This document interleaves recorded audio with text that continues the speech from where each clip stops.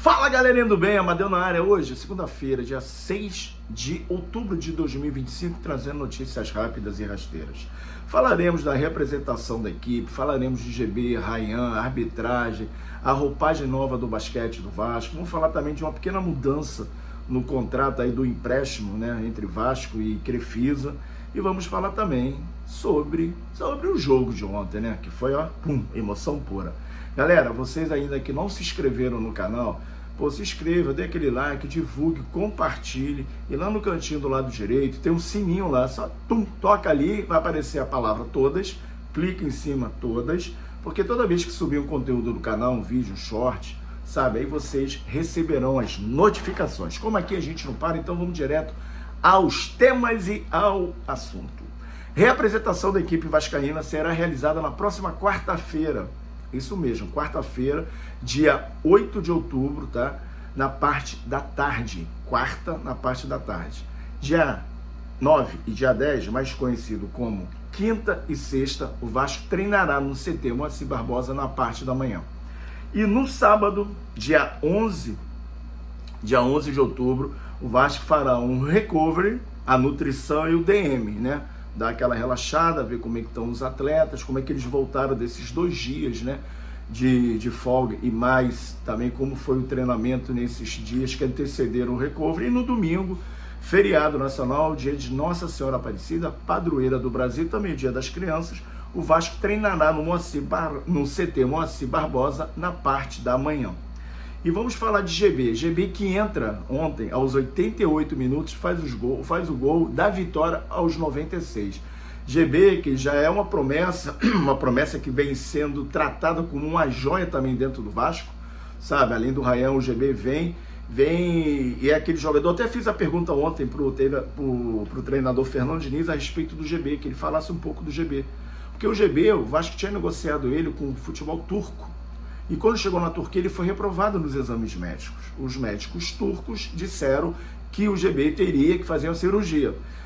Ele retorna ao Brasil, retorna ao Vasco, e o Vasco não tem que operar, faz um tratamento, aí ele volta, inclusive volta no time sub-20, fez um golaço lá na Vila Belmiro, na vitória sobre o Santos.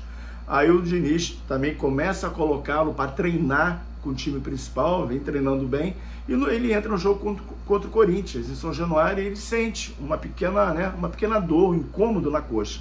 Então ele não vai bem e tudo, volta, né, para fazer o tratamento, treinando, e ontem ele entrou com afinco, entrou com intensidade. É isso que todos nós esperamos dos jogadores do Vasco. E como ele é cria, né, cria da colina, e o Vasco sempre foi um formador de bons jogadores e de craques, então ontem, né, o cria decidiu, botando a bola lá dentro, voando por cima dos zagueiros do Vitória, né? Parecia um avião, um planador, voou e fez o gol, botou a bola lá dentro na vitória de 4-3, aliviando não só nós, né, mas também os torcedores vascaínos que estavam lá, mais uma vez, dando show, lotando São Januário. Parabéns, GB que entrou com personalidade, um jogador que realmente sabe cabecear, é um exímio cabeceador, um jogador que sabe proteger a bola e, além de tudo, pela altura, ainda é técnico. Então, provavelmente será a nossa segunda maior joia na equipe Cruz Maltina, já que o primeiro é o Ryan. E o Ryan hoje é o segundo artilheiro, né, na categoria sub-20, só perdendo para o Yamal. O Yamal é o jogador da equipe catalã. Ele é um grande jogador da equipe do Barcelona e da seleção principal da Espanha. Então o Ryan realmente está sendo muito bem vigiado, né, pelos olheiros europeus. E o Ryan provavelmente pode sair até por um valor maior do que nós esperávamos. Isso aí tem o dedo do Fernando Diniz, além de não ter deixado ele sair, tá? Ele está potencializando ainda mais esse atleta. Parabéns, Diniz. Vou falar aqui rapidinho da grita lá, da galera do Vitória, que é o juiz, é a primeira vez que apita. O cara tem que estrear uma vez na vida. É que nem um cara que começa numa empresa, começa lá de repente como estagiário, trainee, e vai galgando. Agora, falar que ele teve culpa, ele foi o principal articulador da equipe, né, do Vasco, foi o meio-campista, o árbitro, que estreou ontem, o paraense. Tá de brincadeira, né, Gustavo? Tá de brincadeira aí também, né, Jair Ventura? Vocês até jogaram bem, porque o Vasco também não se comportou bem. O Vasco ontem fez uma péssima partida. O Vasco não jogou bem. Estava até comentando lá, meu amigo Lineker ali, falando, antes de sair o gol, quando o Vasco faz 1-0, antes de sair o gol de empate do Vitória, o Vitória estava jogando tudo ali pelo lado esquerdo de ataque deles, que era em cima onde? Era em cima do PH, e o Vasco não teve uma consistência para fechar esse meio campo. Então teve essa dificuldade. Nós paramos de contar na 10 bolas que toda hora era alçada. Então faltou ali também um pouco da consistência do Hugo Moura ali para dar aquela cobertura ali, o PH, sabe? Então... Calma, Vitória, calma, devagarinho, tá? Devagar, porque não foi bem assim, não. Tivemos aí arbitragens horrorosas, sabe? Até contra o Vasco, e ontem, e antes, nessa rodada aí, nossa, é cada absurdo que nós vimos, mas ontem em São Januário não. Inclusive, ele não deu pênalti, quem deu o pênalti foi o VAR. Só isso que eu posso falar pra vocês. E galera que tá reclamando do gramado de São Januário, eu acho que, poxa, brincadeira, né? Reclama do Allianz, que é a grama sintética, que é horrorosa. Do Engenhão é melhor do que o Allianz. Reclama da Fonte Nova, reclama do Castelão. Por que reclamar de São Januário? Vocês pisaram, eu pisei no gramado, não vi nada demais. O calor é muito forte, então estava sendo molhado. E o gramado estava um pouco duro. Mas falar que o gramado de São Januário é ruim é porque é o visual, né? A galera gosta do visual, né? Porque estava manchado, mas vai ficar melhor. Tá? Fiquem tranquilos, que a hora do Vasco está chegando e vai chegar esse ano, podem acreditar. E falar do basquete, o basquete está de roupagem nova, isso mesmo.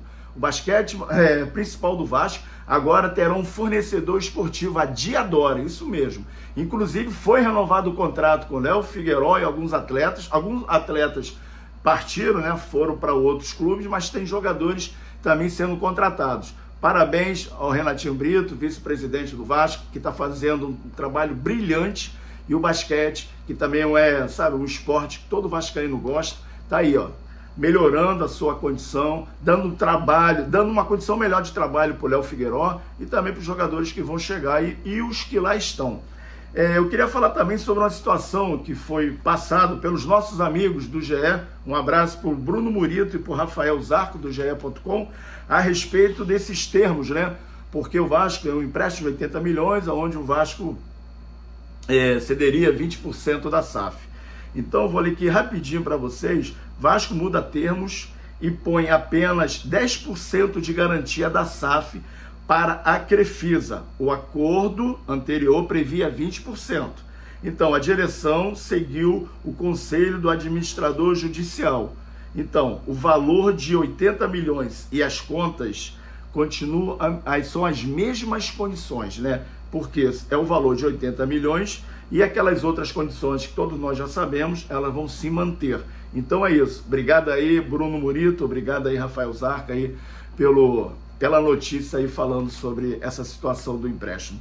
E para finalizar, eu vou falar do PH, né, cara? Merecedor. PH, tu é 10, tu é fera. PH, nosso querido lateral direito, nosso corredor, nosso jogador que realmente tem uma intensidade, um jogador que briga, que luta, é um guerreiro. Paulo Henrique foi convocado pelo treinador Carlo Ancelotti, o treinador da seleção brasileira, que o nosso PH estará representando a Sele Vasco, né? Estará representando realmente o Clube de Regatas Vasco da Gama, onde o Brasil fará 2 amistosos. No dia 10, que é na sexta-feira próxima, Brasil e Coreia do Sul, às 8 horas da manhã, horário de Brasília, e no dia 14/10, terça-feira, Brasil e Japão, às 7h30 da manhã, no horário de Brasília. E também o Pumita Rodrigues, o treinador Marcelo Bielsa, mais conhecido como El Louco, né, o treinador da Seleção Celeste, que também classificou a seleção uruguaia para a próxima Copa do Mundo. O Uruguai vai enfrentar a seleção da República Dominicana, tá? No dia 10, sexta-feira, e na segunda-feira, no dia 13/10, vai enfrentar a equipe do Uzbequistão, tá? Na segunda, dia 13. Os 2 jogos serão realizados às 5h45 da manhã, horário de Brasília. Provavelmente o PH realmente não estará apto para enfrentar a equipe do Fortaleza no dia 15, porque de Tóquio ao Fortaleza, ao Rio de Janeiro, são mais de 20 horas de viagem, tá, Jânio? É muito tempo. E também lá da Malásia, né, o Pumita ainda tem um dia, né, um dia antes, de repente pode chegar, mas não saberemos como eles chegarão, porque esse tipo de viagem é muito cansativa, galera. Então, provavelmente os 2 poderão desfalcar o Vasco, diante da equipe do Fortaleza. Mas aí temos o Paulo Ricardo, Paulinho, lateral da base, é uma revelação também ali na posição, e teremos de repente, né, a volta, com certeza que voltou muito bem ontem, do nosso lateral esquerdo, Lucas Piton. Galerinha, eu queria aqui realmente, só para finalizar, meu amigo lá, Digão, do Rodrigo Crevelari, toda a galera lá do podcast, André, Serjão, que ele lançou aqui uma matéria, falou aqui, tá, até eu conversei com ele, ele me disse que o contrato da Betfair vai se findar agora, no final do ano de 2025. E os rumores de um namoro com a Crefisa, quem sabe, né? Aí fica a dúvida, será que vem nova patrocinadora Master para o ano de 2026? É só aqui, realmente, a gente está apurando, eu tô apurando aqui, sabe, junto com o nosso amigo Rodrigo Crevelari, a galera lá do BTB, a galera do podcast Cruz Maltino. Então vamos lá, galera. É isso, são as notícias hoje da segunda-feira para vocês. Muito obrigado, desculpe aí que ainda estou muito rouco, mas obrigado pelo carinho, um beijo, fique com Deus e tamo junto.